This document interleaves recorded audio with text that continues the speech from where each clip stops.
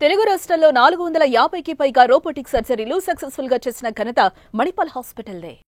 Phone లేపుతలేరా అంటే ఏందిరా చెప్పురా అంటే చెప్తానే అక్క అని ఆయన వాడు ఫోన్ స్విచ్ ఆఫ్ చేసుకున్నాడు. వాడు ఎత్తగలవలేదు ఇక వాడు చెప్తానే అన్నాడు. వాడేం చెప్పాలి.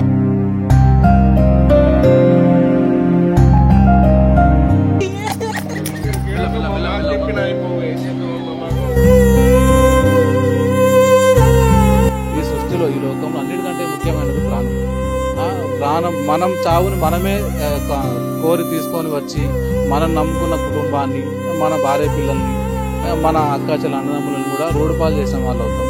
చిన్న చిన్న సమస్యలు ప్రాణం కంటే ముఖ్యమైనది కాదు. ఆత్మహత్య ప్రతిదానికి సొల్యూషన్ కాదు. కోరికాడికి పోయి మళ్ళీ వచ్చినప్పటి నుంచి ఫోన్ స్విచ్ ఆఫ్ వస్తుంది.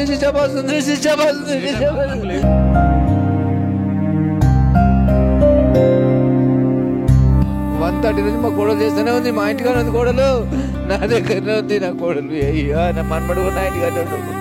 1:30కి మా కోడలతో మాట్లాడి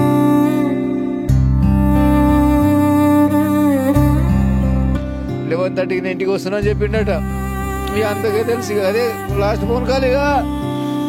మరి అమ్మాయి ఫోన్ చేసిందా, ఎవ్వరు ఫోన్ చేసిరు, ఏం చేసిరు,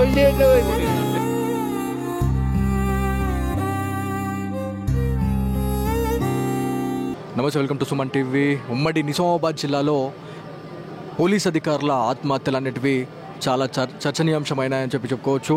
ఎందుకంటే ఇక్కడ స్థానికంగా అంటే ఈ ఉమ్మడి నిజామాబాద్ జిల్లాలో గతంలో కూడా ఎవరైతే ఆత్మహత్యలకు పాల్పడిన వాళ్ళు ఎవరైతే ఉన్నారో వాళ్ళు ఎందుకింత ఆత్మహత్యలకు పాల్పడుతున్నారు అని చెప్పేసి మనము ఒక్కసారి సుమన్ టీవీ బిక్నూర్కి అయితే వెళ్ళడం జరిగింది. బిక్నూర్లో ఒక ఇన్సిడెంట్ పైన ఎవరైతే బిక్నూర్ అంటే ప్రజెంట్ ఎస్ఐ అయినటువంటి సాయి కుమార్ గారితో అయితే మనం మాట్లాడినాము.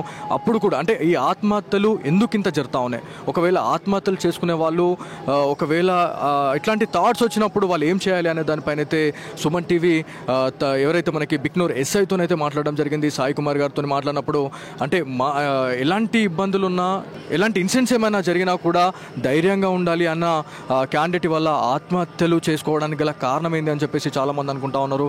సో ఏదేమైనప్పటికీ ఉమ్మడి నిజామాబాద్ జిల్లాలో మాత్రం కానిస్టేబుల్ అదేవిధంగా ఏదైతే మనకి పోలీస్ ఆఫీసర్స్కి సంబంధించిన ఆత్మహత్యల లేకపోతే ఇవేమైనా మర్డర్ చేసి వాళ్ళని లోపల పడేశారా అన్నట్టుగా కొంత ఒక అనుమానం అయితే రేగుతూ ఉందనేది మనకు తెలుస్తుంది. ఎందుకు మనం మర్డర్ అన్నాము అంటే కానిస్టేబుల్ ఎవరైతే బీబీపేట్కి సంబంధించిన పోలీస్ స్టేషన్లో విధులు నిర్వర్తిస్తున్నటువంటి శృతి ఒంటిపైన గాయాలున్నాయనేది మనకు ఒక ప్రాథమిక సమాచారం అయితే రావడం జరిగింది. అంటే ఆత్మహత్య చేసుకోవడానికి వెళ్ళిన వాళ్ళు వాళ్ళపైన ఎలాంటి గాయాలు అనేది ఉండొద్దు, కాకపోతే అక్కడ గాయాలు ఉండడం అనేది ఒక ట్విస్ట్ అయితే ఉంది అని చెప్పి చెప్తా ఉన్నారు. ఒక కన్ఫ్యూజన్ అయితే ఏర్పడింది అనేది మనకు తెలుసా ఉంది. సో గవర్నమెంట్ హాస్పిటల్లో ఉన్నాము, మార్చురీ దగ్గర అయితే ఉన్నాం. సో ఇక్కడ మార్చురీలో దాదాపుగా అంటే ఎర్లీ మార్నింగ్ అంటే మనకి 11 నుంచి అంటే నిన్న బుధవారం నైట్ నుంచి అంటే ఇది ఆఫ్టర్నూన్ నుంచి ఇదంతా జరిగింది అన్నట్టుగా మనకు తెలుస్తూ ఉంది.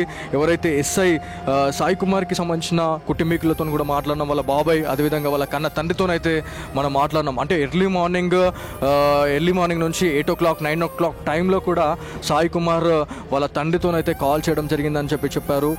కాకపోతే పెట్రోల్కి సంబంధించి కూడా నాకు ఇట్లా డబ్బులేరా బెటా అని చెప్పేసి అంటే 200 కూడా వేసిర్రు అని చెప్పేసి వాళ్ళు ఒక విషయం అయితే మన సుమన్ టీవీతోనైతే వాళ్ళు పంచుకోవడం జరిగింది. కాకపోతే ఇంతలోనే అంటే ఈ టైంలోనే అంటే దాదాపు ఎర్లీ మార్నింగ్ నిన్న బుధవారం రోజు 10 గంటల నుంచి 1 గంటల సమయంలో అసలు ఏం జరిగింది అనేది పోలీస్ నివేదికలని మాత్రమే అది తెలవాలి. అంటే ఇన్వెస్టిగేషన్ అనేది ప్రాపర్గా జరిగితే మాత్రమే మనకేమైనా ఒక కొలిక్కొచ్చే అవకాశం ఉంటుంది అనేది మనకు ఇక్కడ స్థానికులు అయితే చెప్తా ఉన్నారు. ఎందుకంటే ఫోన్ సిగ్నల్ ఆధారంగా వాళ్ళనైతే ట్రేస్ అవుట్ అయితే చేయడం జరిగింది. అంటే ముగ్గురు ఎట్ ఎ టైం వాళ్ళు అంటే మిస్ కావడం ఏంది, ఫోన్లు కూడా ఆఫ్ కావడం ఏంది అని చెప్పేసి చాలా వరకు కూడా అనుమానాలు అయితే రేగినాయి. కాకపోతే కామారెడ్డి ఎస్పీ అయినటువంటి సింధు శర్మ ఒక ప్రత్యేక బృందంతోనైతే ఇదంతా కూడా ఇన్వెస్టిగేషన్ అయితే చేపిస్తున్నారు అనేది ఒక విశ్వసనీయ సమాచారం అయితే మనకు వచ్చింది.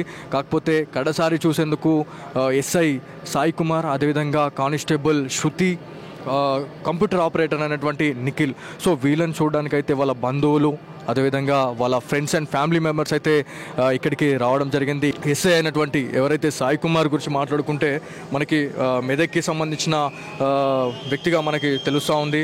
సో బిక్నూర్ ఎస్ఐ సాయి కుమార్ సొంత గ్రామం ఏదైతే ఉందో మెదక్ జిల్లాలోని కొల్చారం, అదేవిధంగా బీబీపేట్కి సంబంధించిన కానిస్టేబుల్ శృతి గురించి మాట్లాడుకుంటే తను సొంత గ్రామం గురించి మాట్లాడుకుంటే గాంధారి మండలం ఎల్లారెడ్డి నియోజకవర్గం అని చెప్పేసి మనకు ఒక సమాచారం అయితే రావడం జరిగింది. కాకపోతే అంటే ఇంకొకటి అంటే ఇద్దరు ఆత్మహత్య చేసుకోవడం వేరు, దీంట్లో ఇంకొక క్యాండిడేట్ ఆయన అడిషనల్గా రావడం ఏంది అనేది చాలా పెద్ద క్వశ్చన్ మార్క్ అయితే ఉంది. దీంట్లో మనకు సోషల్ మీడియాలో ఒక వీడియో అయితే వైరల్ కావడం జరుగుతూ ఉంది. ఇదొక ట్రయాంగిల్ లవ్ స్టోరీ వల్లనే ఇదంతా జరిగిందేమో అన్నట్టుగా చాలామంది చెప్తా ఉన్నారు. కాకపోతే ఇన్సిడెంట్లో భాగంగా అసలు ఏం జరిగింది అనే దానిపైన అయితే ఒక ఇన్ఫర్మేషన్ అయితే బయటకు రావాలా. లాస్ట్ కాల్ డేటాని వాళ్ళు పరిశీలిస్తే మాత్రమే మనకు ఒక ఇన్ఫర్మేషన్ వచ్చే అవకాశం ఉంటుంది అని చెప్పేసి మనకు తెలుస్తూ ఉంది. ఇక్కడ కామారెడ్డికి సంబంధించిన ఉన్నత అధికారులు అయితే రావడం జరిగింది. డిఎస్పీ స్థాయి నుంచి కానిస్టేబుల్ స్థాయి వరకు ప్రతి ఒక్కరు కూడా ఇక్కడ ఈ జీజీహెచ్కి అయితే రావడం జరిగింది. ఇక్కడ ఈ మార్చురీకి అయితే వచ్చి శవ పంచనామా చేసుకోవడానికైతే ఇది అంతా బాడీని పంపించడానికైతే వాళ్ళు పూర్తిగా సన్నద్ధమైతే అయ్యారనేది మనకు తెలుసా ఉంది. కాకపోతే ప్రెస్తోని అంటే మన మీడియా మిత్రులతోని మనకి సింధు శర్మ గారు అయితే మాట్లాడడం జరిగింది. అసలు ఏం జరిగింది అనే దానిపైన అయితే ఒక టీంని అయితే ఫామ్ చేసి ఇన్వెస్టిగేషన్ అనేది ప్రాపర్గా చేస్తాము అని చెప్పేసి కూడా వాళ్ళు ఎవరైతే ఎస్పీ సింధు శర్మ అయితే చెప్పడం జరిగింది. కాకపోతే ఇది 2 తెలుగు రాష్ట్రాల్లో కూడా ఒక సంచలన వార్తగా చెప్పుకోవాలి. ఎందుకంటే సామాన్య ప్రజలు ఆత్మహత్య చేసుకోవడం వేరు, అండ్ ఏదైతే మనకి పోలీస్ డిపార్ట్మెంట్లోనే ఇద్దరు అదేవిధంగా, ఎందుకంటే నేను ఎందుకు ఉన్నత అధికారులను చెప్తున్నా అంటే ఒక ఎస్ఐ స్థాయిలో ఉన్న వ్యక్తి ఇవాళ అతను ఆత్మహత్య చేసుకున్నాడా, లేకపోతే మర్డర్ ఎవరైనా చేశారా, లేకపోతే ఇప్పుడు ఈ ముగ్గురు అనే వాళ్ళు చనిపోయారు. కాకపోతే ఇంకొక వర్షన్ ఏంటంటే వీళ్ళని ఇంకెవరైనా తోసేసి చంపేశారా అన్నట్టుగా కూడా ఒక కోణం అయితే బయటపడతా ఉంది అనేది మనకు తెలుస్తూ ఉంది.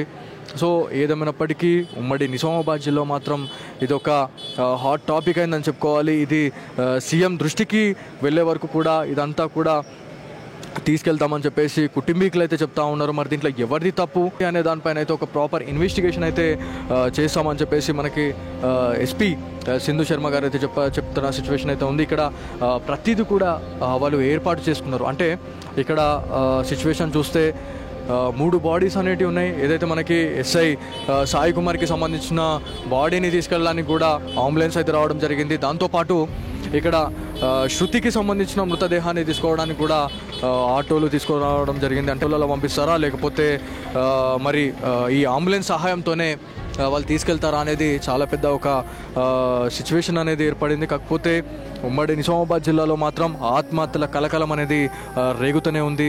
ఈ ఆత్మహత్యలు ఎప్పుడు చెక్ పెట్టే అవకాశం ఉంది అని చెప్పేసి మాట్లాడుకుంటే మాత్రం ఒకవేళ మీకు అట్లాంటి ఆలోచన ఏమైనా వచ్చినా కూడా డెఫినెట్లీ మీ కుటుంబీకులతో